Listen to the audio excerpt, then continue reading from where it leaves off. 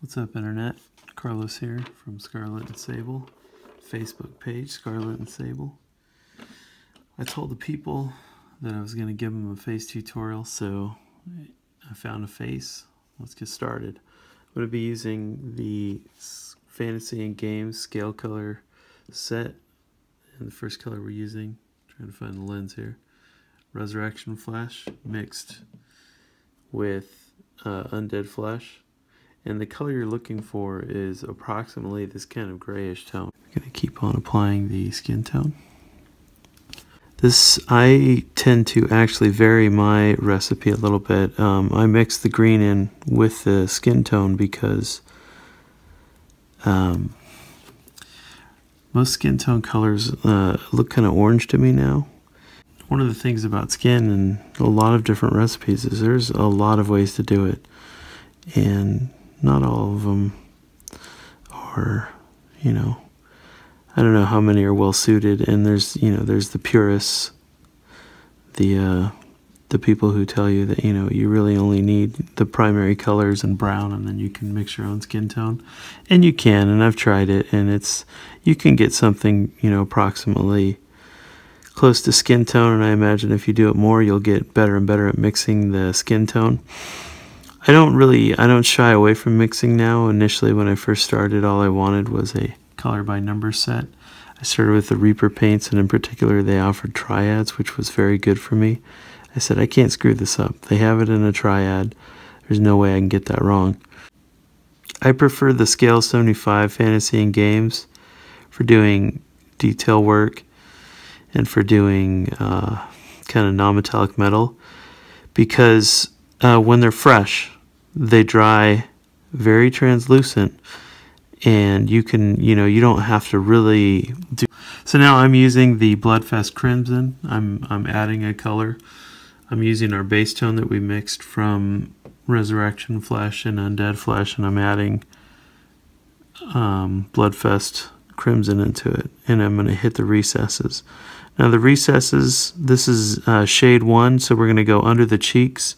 We're going to hit everything that's going to be hit with shade 1 and shade 2. So under the cheeks, under the nose,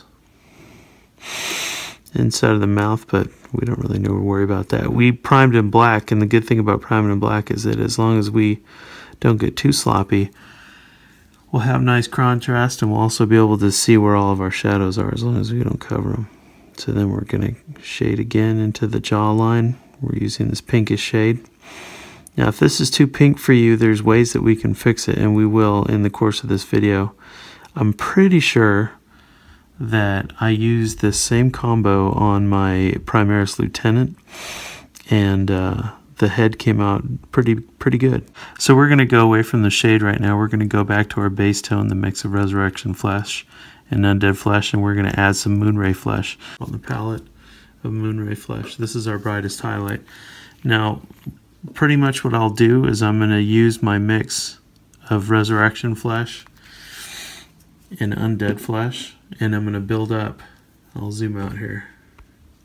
I'm going to keep on adding Moonray Flesh to that mix and progressively add highlights. And how many highlights you add and how how smooth we're going to... Ooh, there we go. This guy looks like he's got a little bit of... He's got some contour on the face, so let's see if we can draw that out a little bit. First, we're going to hit the brow. We're going to hit that little meaty part right under the nose, and then we're going to hit the bridge of the nose, and then we're going to skip a little spot right here, and then the tip of the nose. That's going to add definition to the nose. We don't necessarily want to hit that middle part. We don't want to just draw a bright white line right down the nose. We're going to skip that part, and it's going to add contour to his nose. So I'm hitting the side of the nostril. Then I'm going to hit the forehead and the upper head. This area is going to catch a lot of light, and this guy, he's got a little bit of that male pattern baldness going on, and much respect. Bald's got to stick together. So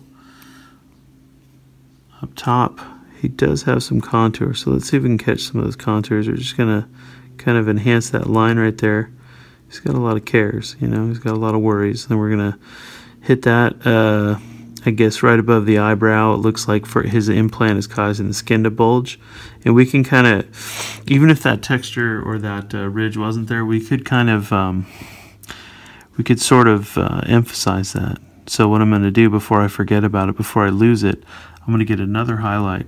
I'm going to go almost to pure moonray right now, and I'm going to go back and see if I can draw that out a little bit more. It goes without saying that you're going to want to have a really good tip on your brush. This brush is almost brand new. This is going to be the second figure I've painted with it. It's a Rosemary & Co., and I'm not sponsored. I am not paid by them. I paid for these brushes myself. They make a quality brush. It's sharp, stays sharp for, my first one stayed sharp for about 5 or 6 minis until most of the hairs on the tip kind of just finally snapped off. And yeah, I can, because they cost about, I don't want to say $4 or $5 per brush, so pretty affordable as compared to competing brands. So I'm going to hit this this kind of upper nose wrinkle, and I'm going to hit the side of the mouth, down onto the chin. So I thought this guy didn't have a eyebrow, or I'm sorry, a bottom eyelid, but I think he does. So I'm going to try to get in there and get on that. This is definitely a delicate part of the operation. This part where we catch this bottom of the eyelid, we have to be pretty careful. So we'll go in there.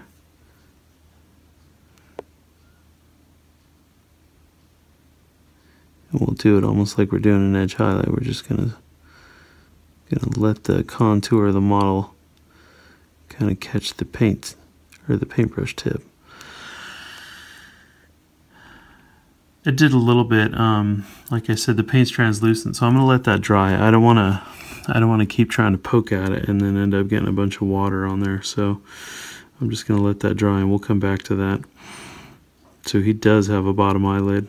So now I'm going to get that white again. I'm really intrigued by the amount of contours on this guy's head. It doesn't, I don't remember, I haven't painted this kind of head before, but he's definitely got like he's got some clear ridges right there. So I'm going to continue to work that.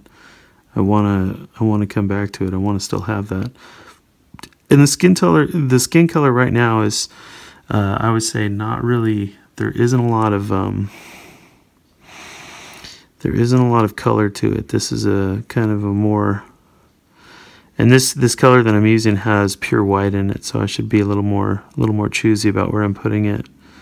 I don't want the whole face to be pure white, or pure white mixed with our high highlight. This should really only be going onto the highest areas, so onto the ear, maybe, or hit the eyebrow, maybe a little bit on the bottom lip, perhaps the chin. And other side of the chin. All right.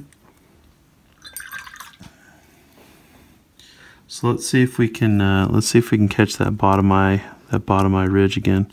So I'm going to take my base color and then I'm going to mix it with Moonray Flesh. It's brighter than the rest of the face, but not as bright as the high highlights.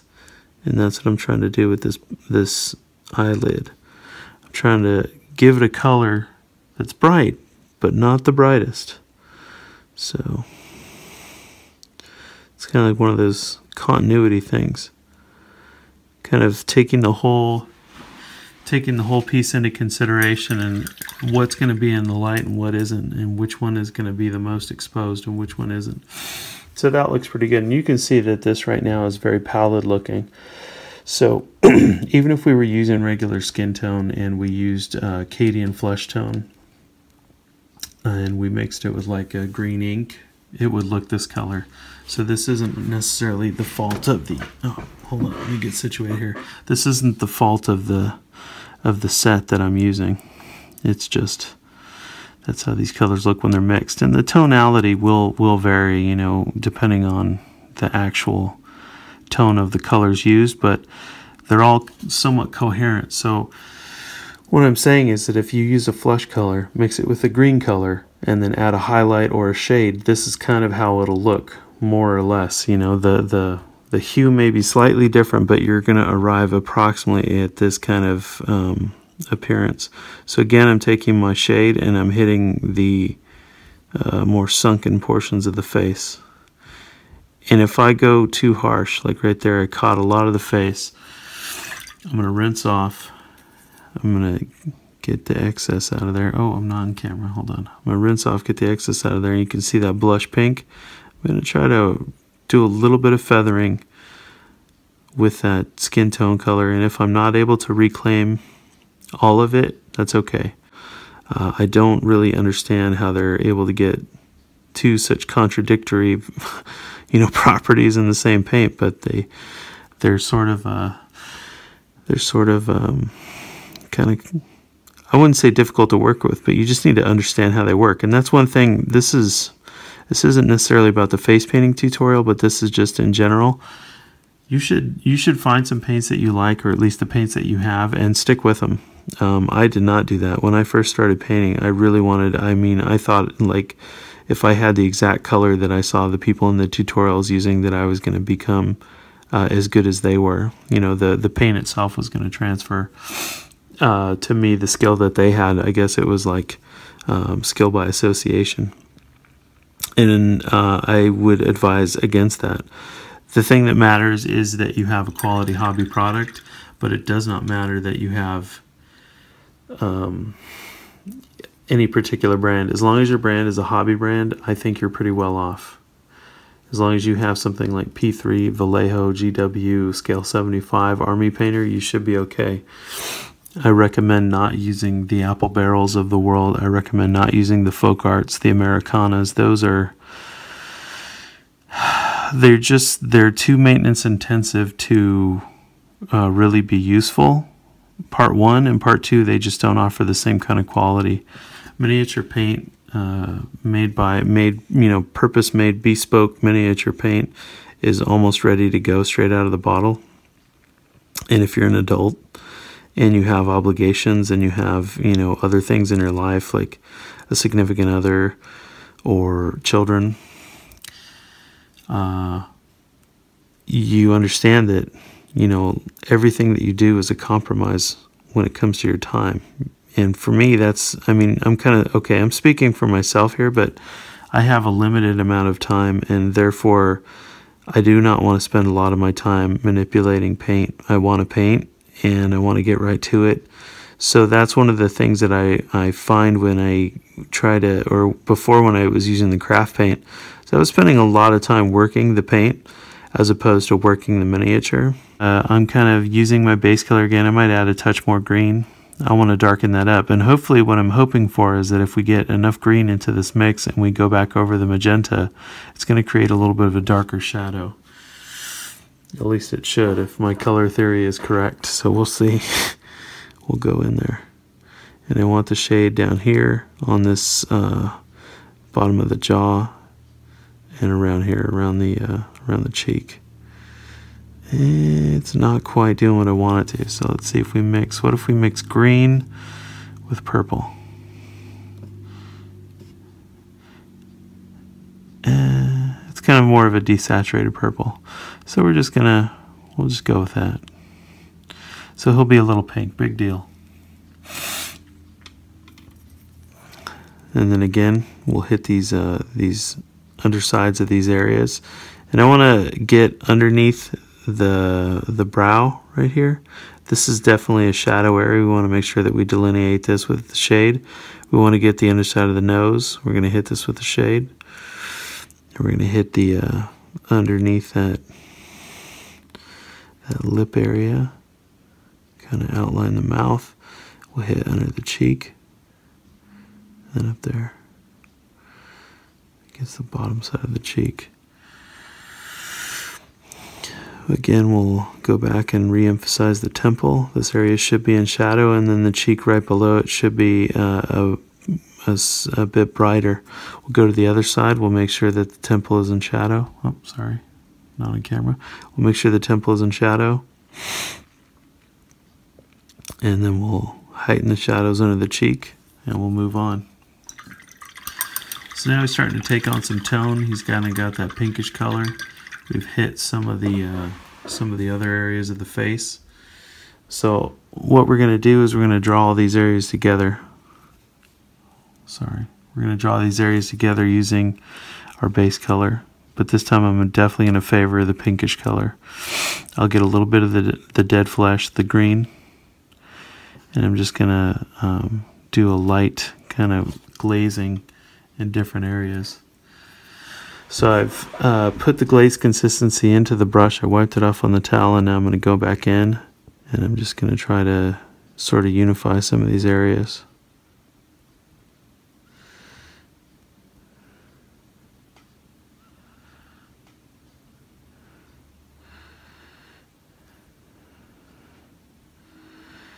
And probably the cheek could stand to have another highlight or two, and same thing with the other highlight areas.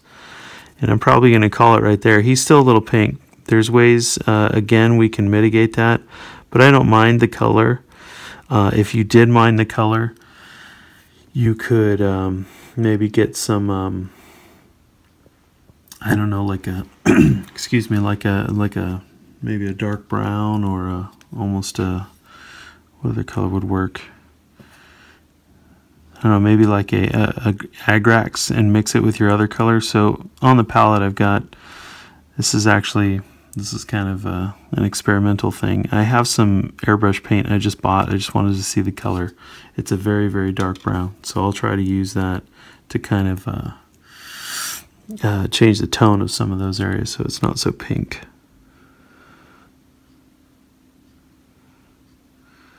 Oh yeah, there's definitely some brownness to that guy.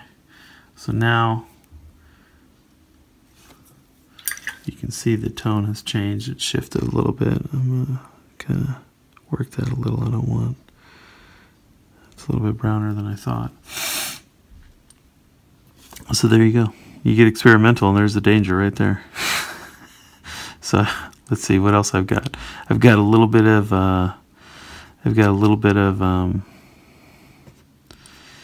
dark sea blue on the palette, so we could try some of that. You can see the color right here on my thumbnail. It's kind of very dark gray blue. It needs a little more water. That's a bit more heavy than I like. That probably ought to work. So we'll take that and we'll hit these lower areas. We'll try to darken that shade up, take away the pink. Hopefully the dark sea blue will fight the pink, eliminate some of that pinkishness. And see, these are not like what I would consider, like most people would consider flesh colors, but they're just glazes, you know. It's not really changing the color that much. So you can do this kind of stuff. This is, you know, we're supposed to be learning, we're experimenting, so I'm learning right now. I'm kind of seeing how this stuff behaves myself. Kind of curious. And I wanted to show you that you can tweak colors. You don't just have to live with what you got there. So then we can go back in here. P3. This stuff, you have to water it down a lot. If it looks like you're not doing anything at first, that's probably, you're good. You don't want to be able to see the turquoise glaze. You want to have to build it up a couple passes. So I have a little bit. Let's see how it goes. He's only got one eye that is human, so we'll kind of just glaze that eye. See how it looks?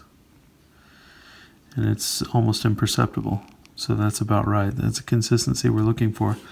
And I'm probably gonna actually, let's hit under that lid one more time. We're gonna hit it with just pure Moonray Flesh.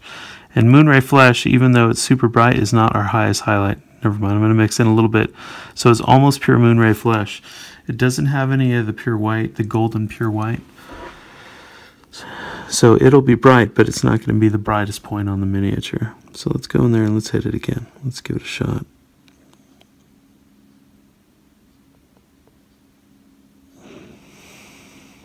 I don't know if there's like a burr on the surface of the plastic or something. I just can't seem to fill in some of that area.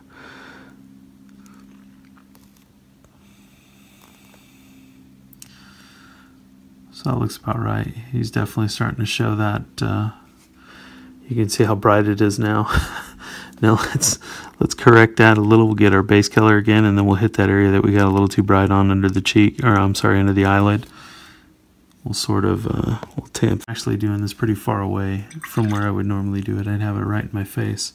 So I'm sort of painting in a much longer distance than I normally would.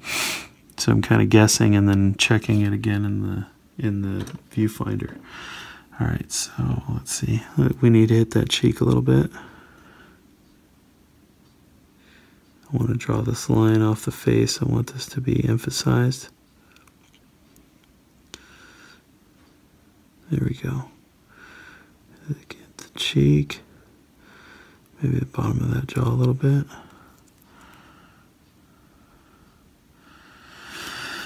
So it's coming along. The dark sea blue did not necessarily combat that magenta as much as I liked, but you sort of get the idea. And the magenta, to me, like I said, is not objectionable. I don't mind that tone. That looks okay to me. And really, it looks a lot pinker on the camera than I think it would in person. No, it's pretty pink. But anyways, I really don't mind it. If you did, you could always fix it. Like I said, you could hit it with a very diluted Agrax earth shade or some other kind of dark tone.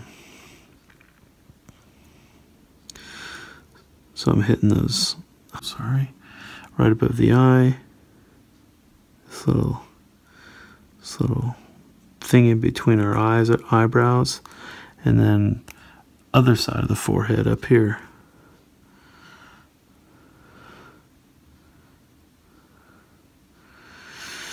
And usually when I'm doing faces right now, we've got about 30 minutes in. I'd probably still keep working it.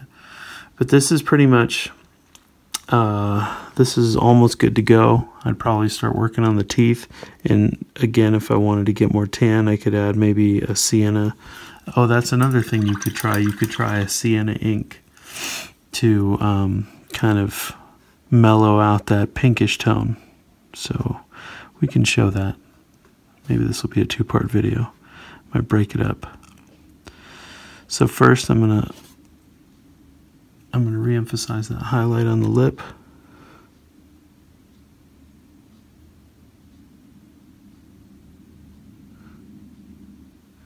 I'll draw out this ridge along the side of the face, here on the cheek.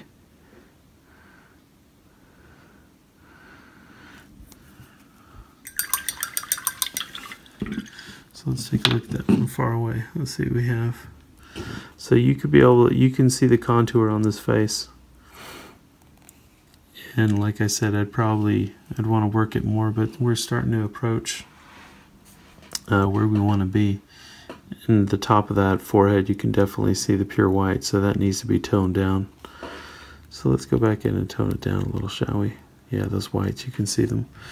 We need to find a way to kind of bridge that gap between pure white and the rest of the colors on the face. So we'll take our base color. That's our resurrection flesh mixed with undead flesh. We'll get a generous portion of moonray flesh, that is, and then we'll go up there. We'll go to the top of the head.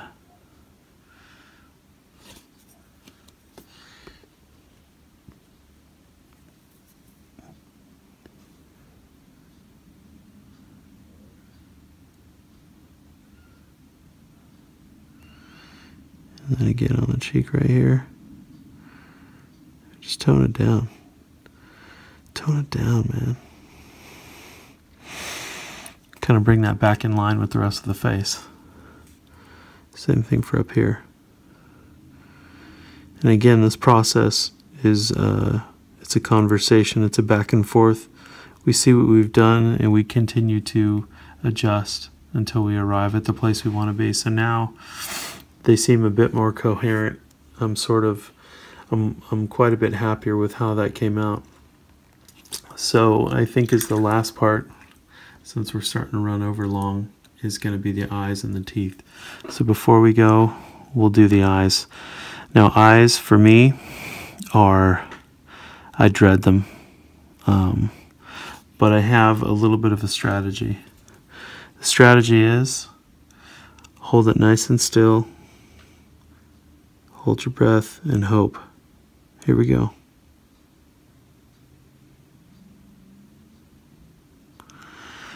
Okay, so the first layer is in there and it did nothing.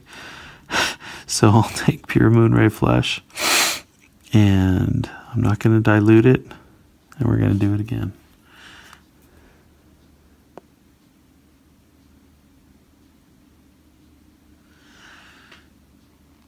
So we got a little bit of the eye that time. Now the paint is still wet. I don't want to go back in there. If I go back in there, it's going to spread it all over the place. So I just want to let that dry. Let's go back in there.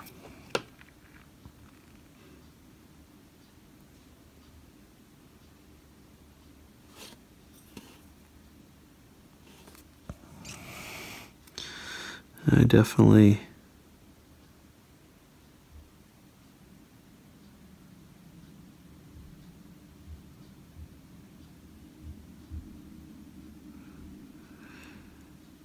okay.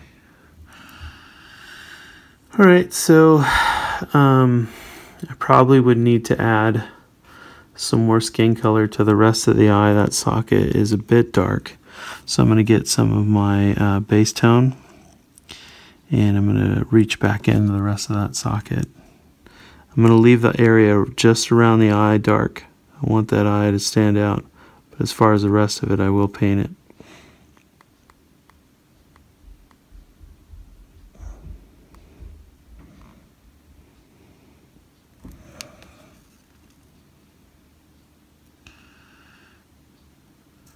So now,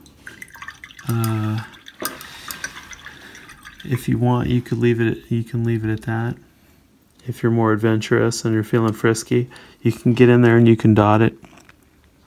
I generally choose a very dark color if I'm going to go for it, and I always do because I don't know. I love to punish myself, and I'm not really amazing at eyes, so I figure the only way to do it is trial by fire. And there are those who would tell you, you just got to dot a million times until you get a feel for it, but I've done it a lot and I still don't have a feel for it. So what I aim for is pretty much the top of the underside of the lid. I aim for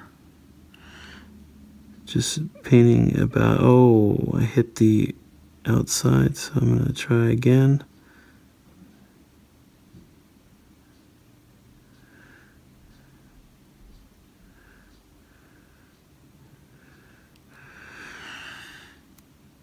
So I got a little bit outside, but I almost got where I wanted. I'll try it again. I'm gonna have to try to lean in here. Sorry if I'm bumping the camera.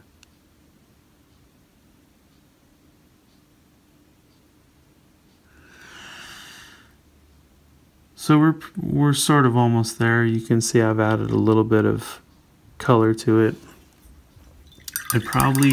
I need to touch that eye up again. I need to get around it. So I'll try. But I really need to make it darker. It's just not standing out to me right now. So maybe I'll try again. Go in there with just pure dark sea blue. It's relatively close to a black color. I'll try to kind of really dot that eye. See, this is what I get obsessed with. I'm like, well, I didn't do it right the first time. Surely if I keep poking at it, I will get it. Yeah, I don't know.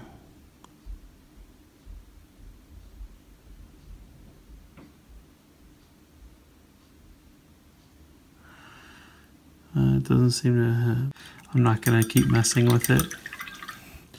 I'll probably retouch it up with a little bit of white paint or a little bit of Moonray Flesh. Try to get some of that pure white back around the outside, or at least the eye color. The sclera, I looked that up.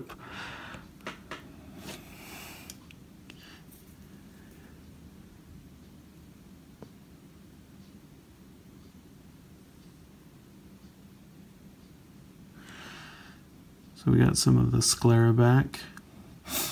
And again, that's probably good enough for me. You can continue to work it. At this point, I'm going to need to switch over to a magnifying glass, or at least get closer. I'm not going to do the teeth. This video is already dragged on quite long enough. I will do a glaze under the eyes, and then that'll be it for now. We'll have to continue this another time. I'm going to use turquoise ink. I'm going to get right under the eye.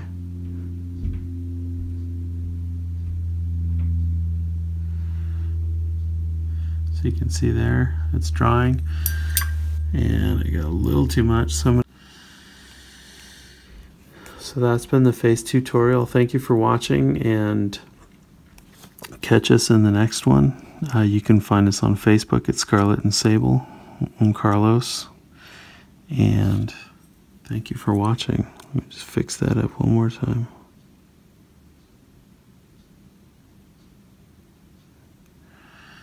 Alright guys, thank you for watching.